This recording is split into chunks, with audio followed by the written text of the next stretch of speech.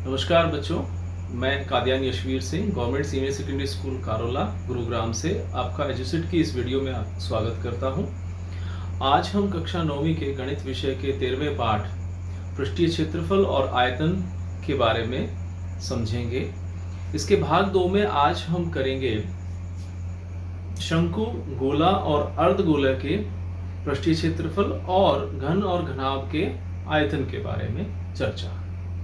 बच्चों, आइए अब एक और आकृति के बारे में जानते हैं जिसे हम शंकु कहते हैं। शंकु कुछ इस तरह की आकृति होती है। यह आकृति जोकर की टोपी, बर्थडे कैप, आइसक्रीम कोन या स्पोर्ट्स में यूज होने वाले मार्कर, जो पॉइंट मार्कर्स होते हैं जिनको हम यूज करते हैं, जैसे इस तरह के मार्कर्स यूज करते हैं।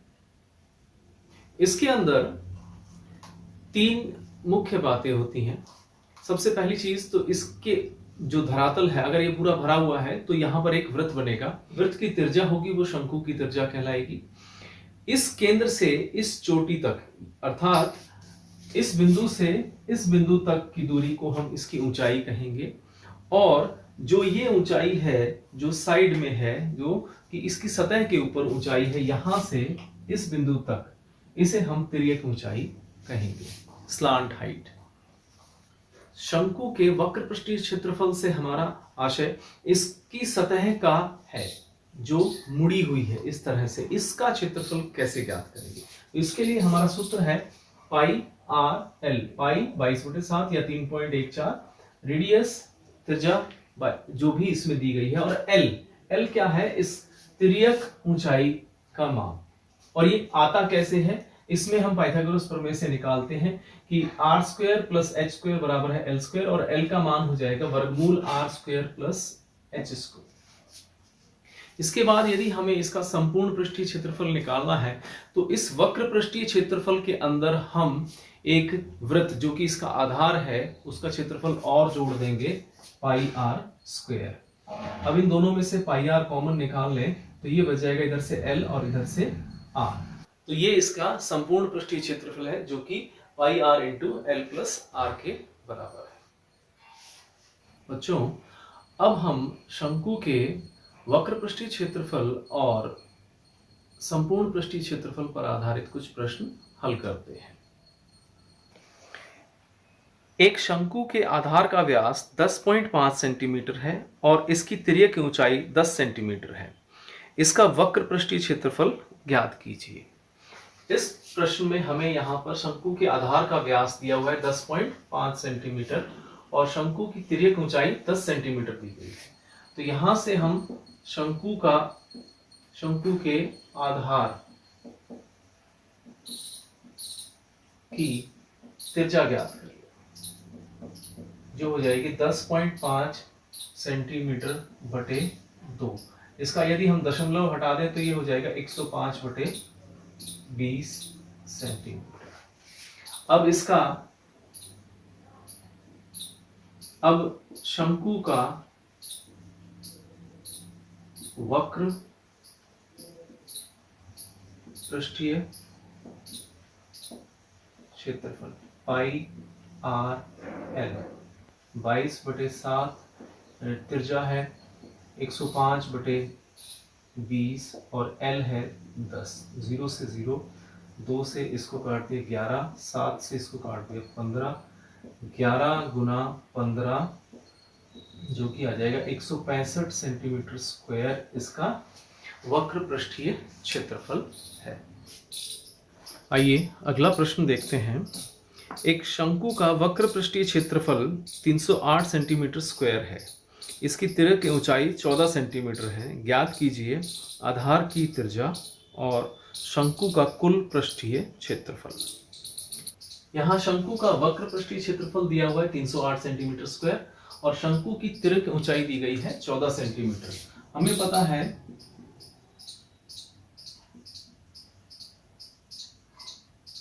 शंकु का वक्र पृष्ठीय क्षेत्रफल ये होता है पाई आर एल के बराबर। वक्र पृष्ठीय क्षेत्रफल हमें दिया गया है 308 के बराबर और पाई का मान है 22/7। आर हमें नहीं पता, एल का मान है 14।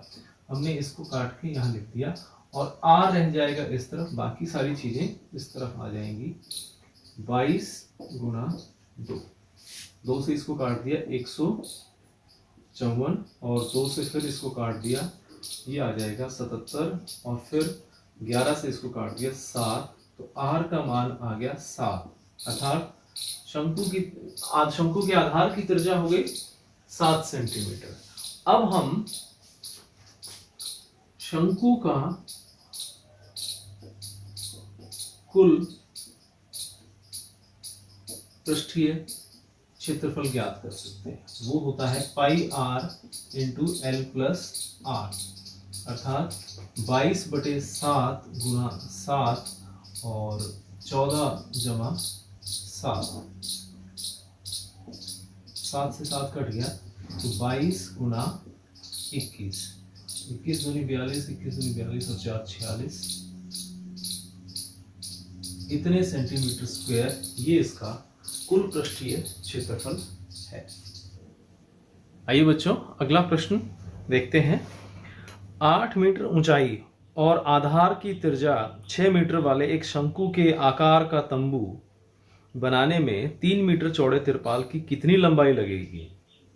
यह मानकर चलिए कि इसकी सिलाई और कटाई में 20 सेंटीमीटर तिरपाल अतिरिक्त लगेगा। इसमें पाई का मान इस्तेमाल करना है हमें 3.14। तो हमें तंबू की ऊंचाई दी है 8 मीटर और तंबू के आधार की त्रिज्या है 6 मीटर, तिरपाल की चौड़ाई दी हुई है 3 मीटर। तो सबसे पहले यहां पर हम इसकी तिर्यक ऊंचाई ज्ञात करते हैं। तिर्यक ऊंचाई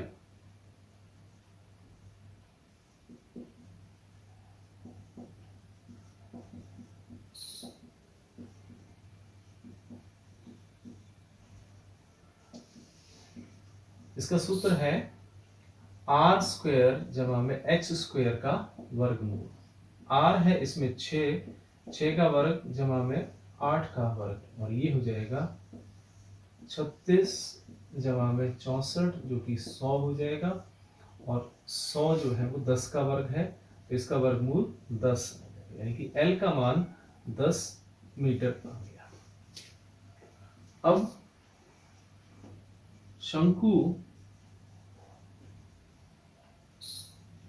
का वक्र पृष्ठीय क्षेत्रफल। अब वक्र पृष्ठीय क्षेत्रफल ही क्यों लेंगे? तंबू जो बनाया जाता है वो इस प्रकार से बनाया जाता है, इसके यहां पर कोई कपड़ा नहीं लगाया जाता, इसलिए हम इसका वक्र पृष्ठीय क्षेत्रफल ही ज्ञात करेंगे, और वो होगा पाई आर एल। पाई का मान इसमें दिया गया है 3.14, हमें इस्तेमाल करना है। आर जो है 6 मीटर है और एल इसके अंदर 10 मीटर है, तो इनकी गुणा से हम निकाल लेंगे। ये आ गया शंकु का वक्र पृष्ठीय क्षेत्रफल। जितना शंकु का वक्र पृष्ठीय क्षेत्रफल है उतना ही त्रिपाल इस्तेमाल हुआ है, और ये जो त्रिपाल बना है ये एक 3 मीटर चौड़े पट्टी से काट काट के बनाया गया है। तो कितनी लंबाई उस त्रिपाल की इस्तेमाल होगी इस तंबू को बनाने के लिए? तो ये जो त्रिपाल का क्षेत्रफल है, यानी कि ये वक्र पृष्ठीय क्षेत्रफल उस आयताकार पट्टी के बराबर हो जाएगा।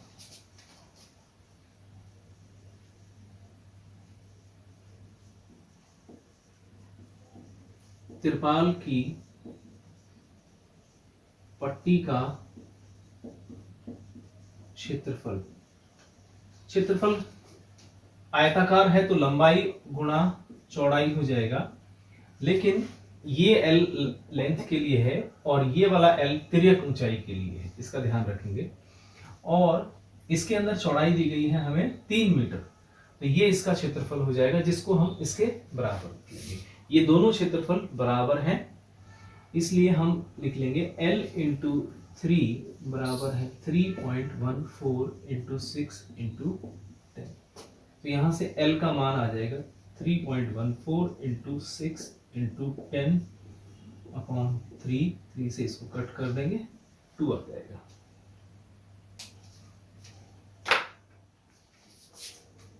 और यहां से L का मान हमें प्राप्त हो गया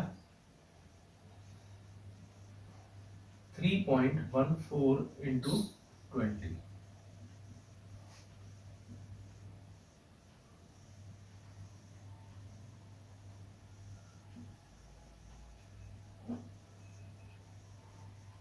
(62.8 मीटर, यानी कि तिरपाल की लंबाई कितनी इस्तेमाल होगी? 62.8 मीटर।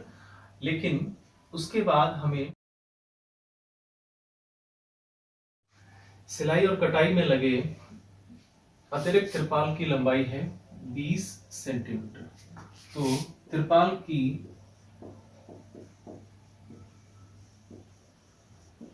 कुल लंबाई कितनी लगेगी?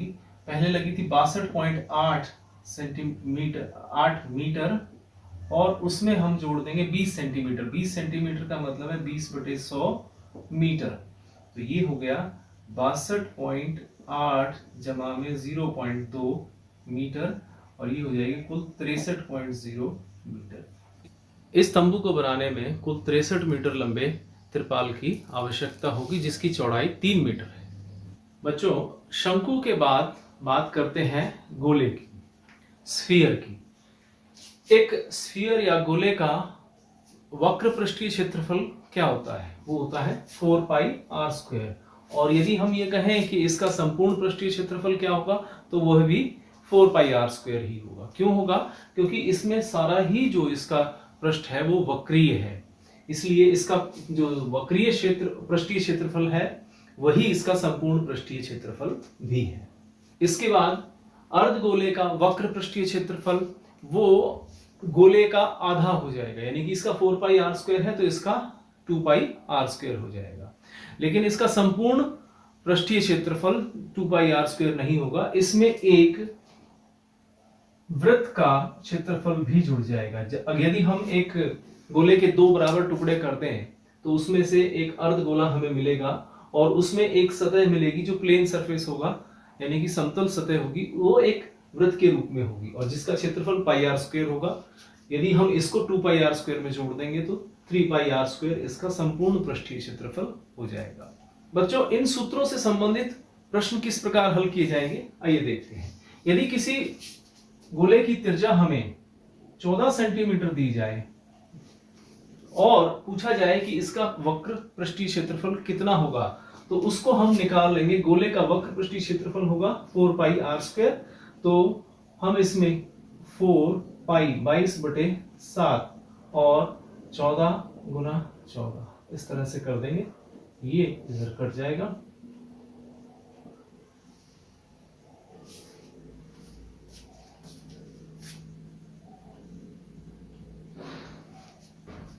तो इनकी गुणा आ जाएगी 2464 सेंटीमीटर स्क्वायर। ये इसका वक्र पृष्ठीय क्षेत्रफल होगा। और इसी प्रकार यदि हमें अर्धगोले में दिया गया है तो हम उसमें भी गणना कर सकते हैं। आइए अर्धगोले से संबंधित एक प्रश्न हल करते हैं। अर्धगोले की त्रिज्या हमें दी गई है 10 सेंटीमीटर। हमसे कहा गया है कि इसका संपूर्ण पृष्ठीय क्षेत्रफल ज्ञात करो। संपूर्ण पृष्ठीय क्षेत्रफल का सूत्र है 3πr²। तो यहां पर हम इसका मान रख देंगे 3π, और पाई का मान हमें इस्तेमाल करना है 22/7 नहीं करना है, अब उसकी जगह हमें 3.14 यूज करना है। तो हम इसके लिख देंगे 3.14, आर की जगह 10 गुना 10 आ जाएगा। अब हमें इसको हल करना है, तो पहले इसको 3 से गुणा कर देते हैं, ये आ जाएगा 9.42 गुना 100। तो ये आ जाएगा हमारे पास 942 सेंटीमीटर स्क्वायर। ये इसका संपूर्ण पृष्ठीय क्षेत्रफल है। आइए बच्चों, एक और प्रश्न हल करते हैं। उस गोले की त्रिज्या ज्ञात कीजिए जिसका पृष्ठीय क्षेत्रफल 154 सेंटीमीटर स्क्वायर है। तो इसमें हमें गोले का पृष्ठीय क्षेत्रफल दिया हुआ है 154 सेंटीमीटर स्क्वायर। हमें यह पता है कि गोले का पृष्ठीय क्षेत्रफल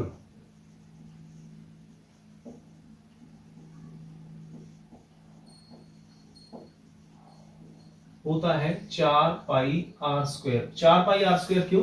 क्योंकि पृष्ठीय क्षेत्रफल कहा है तो इसका मतलब है संपूर्ण पृष्ठीय क्षेत्रफल। तो संपूर्ण पृष्ठीय क्षेत्रफल उसका वक्र पृष्ठीय क्षेत्रफल के बराबर ही होता है 4πr²। तो हम यहां से इसको इसके बराबर रख लेंगे। 4πr² बराबर है 154 के, और यहां से r² का मान हो जाएगा 154/4 गुना पाई। पाई 22/7, 7 ऊपर चला जाएगा और इसको हम 11 से काट देंगे। 11 दूनी 22, 11 एकम 11, 11 चौक 44। तो 2 से इसको काट दिया 7। तो r² हमारे पास आ गया 7 गुना 7/2 गुना 2। यहां से r का मान आ गया 7/2। ये त्रिज्या आ गई उस गोले की 7/2 सेंटीमीटर।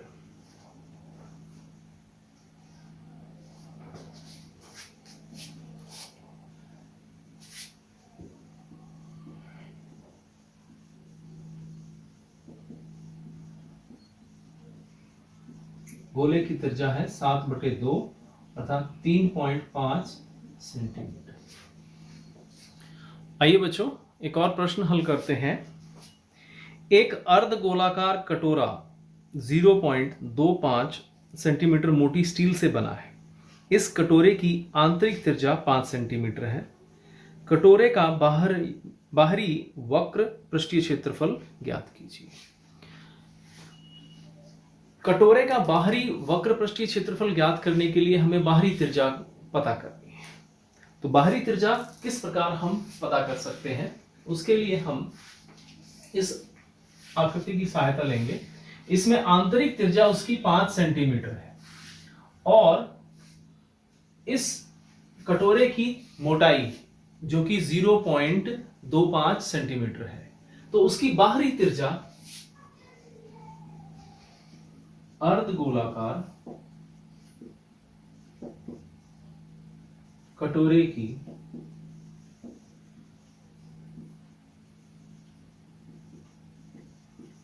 बाहरी त्रिज्या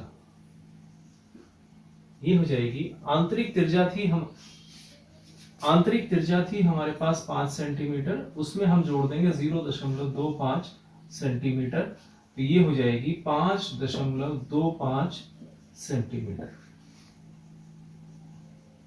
अर्धगोलाकार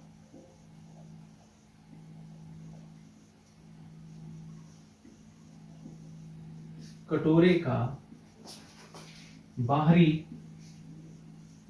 वक्र पृष्ठीय क्षेत्रफल ये हो जाएगा 2πr²। 2π 22/7 गुना r। r है 5.25 गुना 5.25। तो 2 गुना 22/7, इसको हम 525/100 लिख दें। 5.25 इस तरह से हम इसको लिख रहे हैं। 7 से इसको भाग दिया, 7 से 49, 3 और 7 पंजे 35। अब हम इसको 25 से भाग देते हैं। 25 तिये 25 चौके, और ये 2 से कट जाएगा 2, और ये 11 दूनी 22।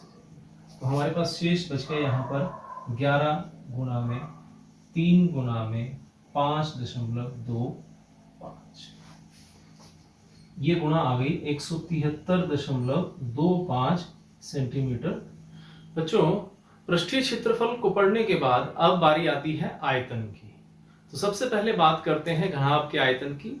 घनाभ का आयतन बहुत ही सिंपल है, लंबाई गुना चौड़ाई गुना ऊंचाई, length into breadth into height. इससे हम निकाल सकते हैं किसी भी घनाभ का आयतन। और यदि ये तीनों आपस में बराबर हो जाएं और इनको हम a से लिख दें तो a into a into a cube हो जाएगा, और ये आयतन हो जाएगा किसी भी घन का। तो घन का आयतन a क्यूब और घनाभ का आयतन length into breadth into height. आइए घनाभ और घन के आयतन से संबंधित कुछ प्रश्न करते हैं। सबसे पहले, एक घनाभाकार पानी की टंकी 6 मीटर लंबी 5 मीटर चौड़ी और 4.5 मीटर गहरी है, इसमें कितने लीटर पानी आ सकता है?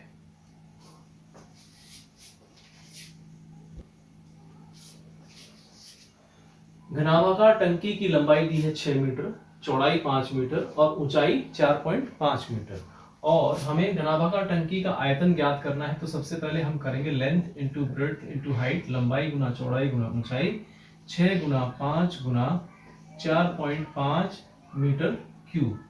जब हम इसको गुना करेंगे तो 30 गुना 4.5 जो कि आ जाएगा 135 मीटर क्यूब। यह इसका आयतन आ गया। लेकिन हमसे ये पूछा गया है इसमें कितने लीटर पानी आ सकता है। तो सबसे पहले हम इसको लीटर में बदलेंगे। लीटर में बदलने के लिए हमारा मात्रक क्या है कि 1 मीटर क्यूब में 1000 लीटर होते हैं, 1000 लीटर। तो यहां है 135 मीटर क्यूब। तो घनाभाकार टंकी की क्षमता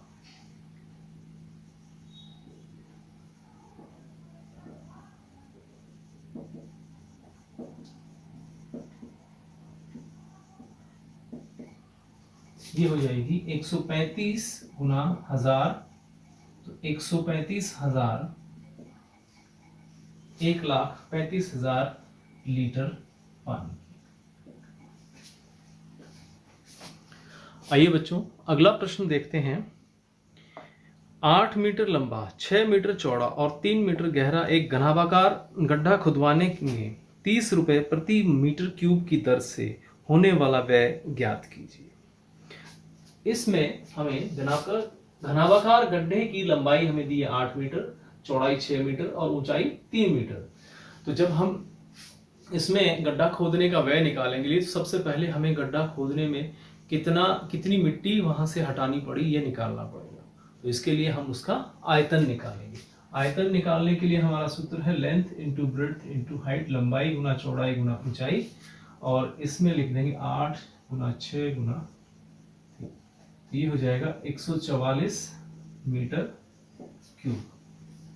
ये इसका आयतन आ गया। अभी गड्ढा खोदने की दर हमें पता है 30 रुपए प्रति मीटर क्यूब। यही कहें कि 1 मीटर क्यूब गड्ढा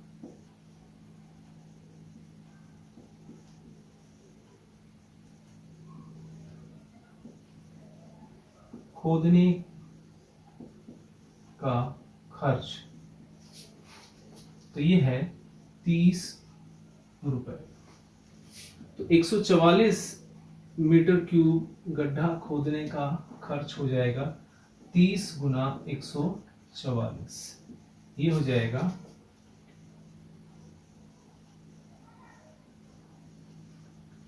इतने रुपए, 4,320 रुपए इसका गड्ढा, इस आकार का गड्ढा खोदने का खर्च होगा। आइए बच्चों अगला प्रश्न देखते हैं। एक गांव जिसकी जनसंख्या 4000 है को प्रतिदिन प्रति व्यक्ति 150 लीटर पानी की आवश्यकता है। इस गांव में 20 मीटर गुना 15 मीटर गुना 6 मीटर मापों वाली एक टंकी बनी हुई है। इस टंकी का पानी वहां कितने दिन के लिए पर्याप्त होगा? बच्चों इस प्रश्न में 2-3 बातें इंपॉर्टेंट हैं जिनको समझना है। एक तो 4000 लोगों के लिए 150 लीटर प्रति व्यक्ति प्रतिदिन का खर्च है। इसका अर्थ यह हुआ एक दिन में एक आदमी 150 लीटर पानी औसतन खर्च करता है। इसके बाद दूसरी चीज पानी की टंकी के बारे में कहा गया है। 20 मीटर उसकी लंबाई है, 15 मीटर उसकी चौड़ाई है, 6 मीटर उसकी गहराई है। इसमें प्रश्न में यह नहीं कहा गया है कि यह भरी हुई है या आधी है, हम इसको भरा हुआ मान के चल रहे हैं और उसी से इसकी गणना करेंगे। तो एक दिन में यदि एक आदमी को 150 लीटर पानी की आवश्यकता है और वहां उस गांव में 4000 लोग हैं, तो कुल कितने पानी की आवश्यकता होगी एक दिन में? एक दिन का पानी का 4000 व्यक्तियों का खर्च, ये हो जाएगा 150 गुना 4000। इसको हम ऐसे ही लिखा रहने देते हैं क्योंकि आगे हमें कैलकुलेशन करने में आसानी होगी, क्योंकि हमें ये तो कैलकुलेट करना नहीं है, हमें कुछ और कैलकुलेट करना है, यानी कि कितने दिन तक वो चलेगा, ये हमें कैलकुलेट करना है। तो पानी की टंकी की लंबाई ये है, चौड़ाई ये है, ऊंचाई ये है। तो पानी की टंकी का आयतन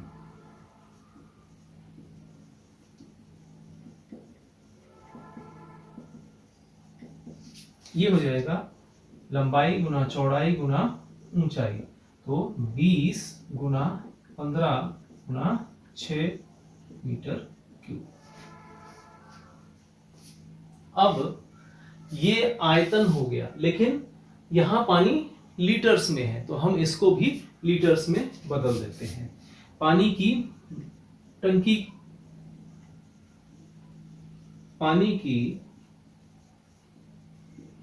की धारिता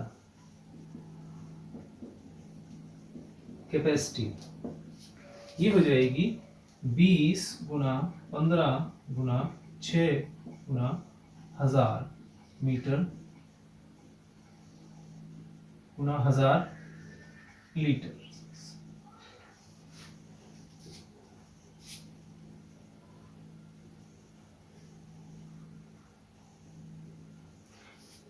अब यहां पर ये टोटल पानी है और ये एक दिन का खर्च है। यदि हम इस टोटल पानी को एक दिन के खर्च से भाग कर दें तो हमें ये पता चल जाएगा वह कितने दिन चलेगा। या ऐसे भी कह सकते हैं कि ये एक दिन का खर्च है, मान लिया वो सारा पानी n या x डेज चलता है, x दिन चलता है, तो हम इसको x से गुना कर देंगे तो वो उतने दिन चलेगा, उतना पानी की आवश्यकता होगी जो इसके बराबर हो जाएगी।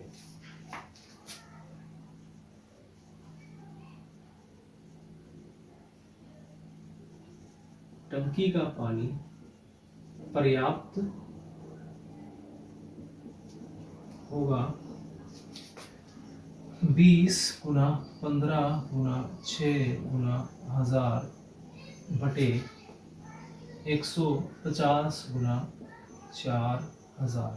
3 जीरो से 3 जीरो कट जाएंगे, 1 जीरो से 1 जीरो, 15 से 15 कट जाएगा और 2 से हमने इसको काट दिया, 2 आ गया, ये 2 इस 6 को काट देगा, 3 हमारे पास यहाँ बच गया सिर्फ 3। तो हमारा उत्तर है कि वह पानी जो है टंकी भरी हुई हो तो वह पानी 3 दिन तक उस गांव के लिए पर्याप्त होगा।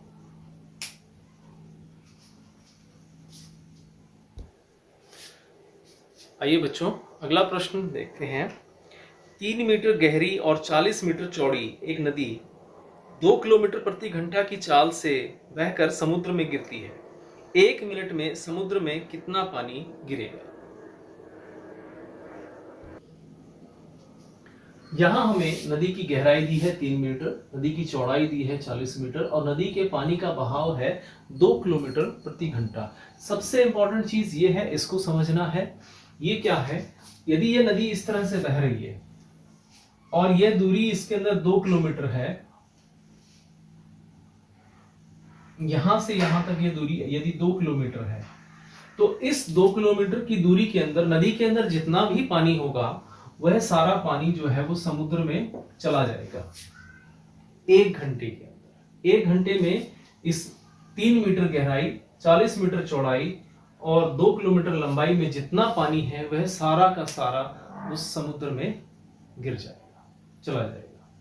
क्योंकि बाकी सब माप मीटर में है और यह किलोमीटर में है, तो हम इसको मीटर में बदल देते हैं, यानी कि 2 गुना 1000 मीटर प्रति घंटा, यह उसका बहाव है पानी का। इसका मतलब यह हुआ 1 घंटे में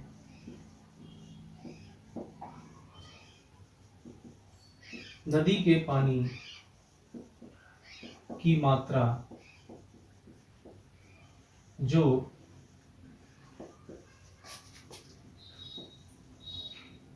समुद्र में गिरेगी वो होगी 2000 गुना 3 गुना 40 मीटर क्यूब। ये हो जाएगा 4 3 12 12 2 24 3 4 मीटर क्यूब।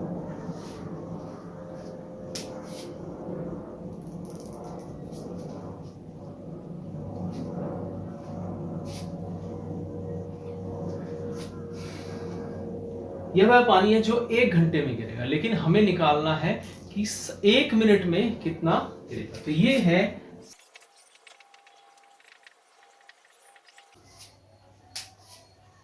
1 घंटे में नदी के पानी की मात्रा जो समुद्र में गिरेगी वो ये थी 24,000।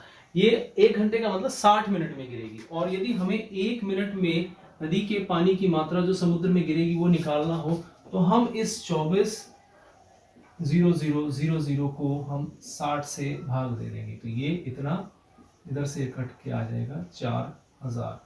तो हमारा उत्तर हो गया 4,000 मीटर क्यूब पानी जो है समुद्र में गिरेगा 1 मिनट में।